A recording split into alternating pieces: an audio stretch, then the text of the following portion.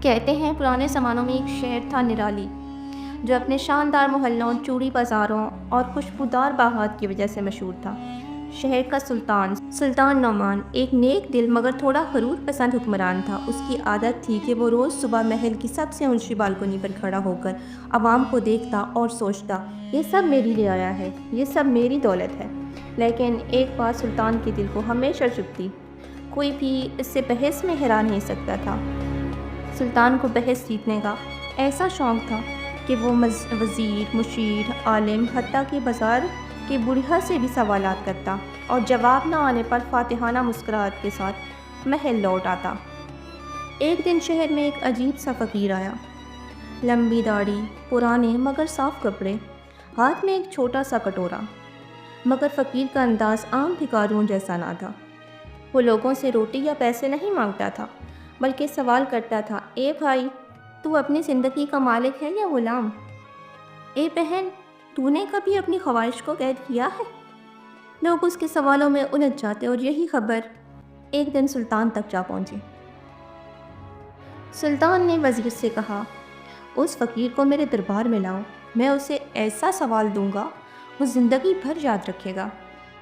اگلے دن فقیر دربار میں آیا، سلام کیا اور سیدھے تخت کے سامنے جا کھڑا ہوا۔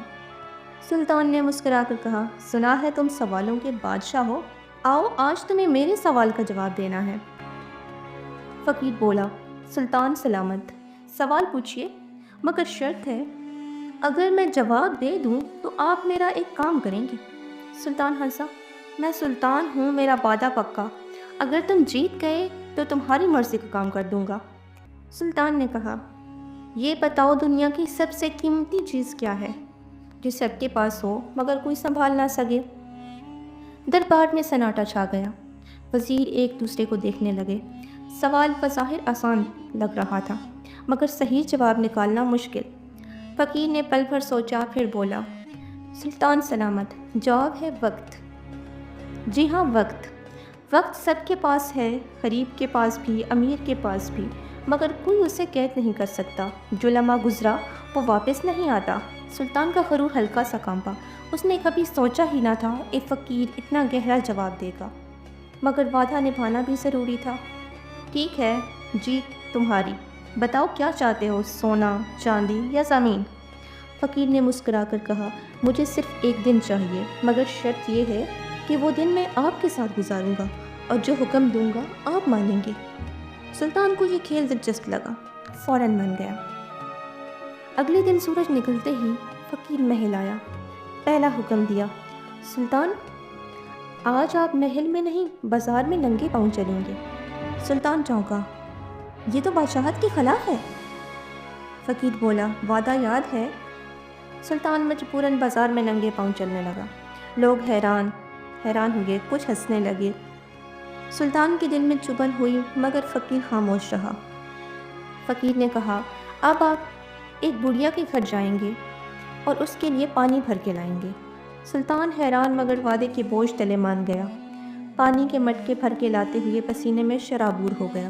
بڑھیا نے شکریہ ادا کیا مگر پہچانی نہیں کہ یہ سلطان ہے۔ دوپہر کو فقیر نے کہا، آج آپ وہ کھائیں گے جو مزدور کھاتے ہیں۔ سلطان نے خشک روٹی اور پیاز کھائی۔ دل میں سوچا، یہ لوگ روز یہ سب کھاتے ہیں اور پھر بھی ہنستے ہیں۔ شام ڈھلتے ہی فقیر سلطان کو شہر کے باہر ایک پرانی قبر کے پاس لے گیا۔ فقیر بولا، یہ قبر ایک پرانے سلطان کی ہے جو تم سے زیادہ طاقتور تھا۔ اس کے پاس خزانے تھے، لشکر تھا، مگر آج وہ صرف مٹی میں ہے۔ وقت نے سب لے لیا۔ پھر آہستہ سے کہا، سلطان، تم جیتنے کے شوقین ہو، مگر یاد رکھو، زندگی کا سب سے بڑا مقابلہ موت سے ہے اور اس میں کوئی جیت نہیں سکتا۔ جو وقت ملا ہے اسے غرور میں نہیں، خدمت میں گزارو۔ سلطان خاموش کھڑا رہا۔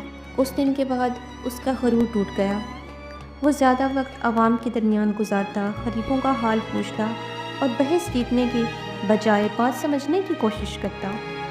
فقیر اگلے دن شہر سے چلا گیا مگر لوگوں کے دل میں ایک کہانی چھوڑ گیا کہ وقت سب سے قیمتی چیز ہے اور سب سے بڑا رتبہ عاجزی ہے۔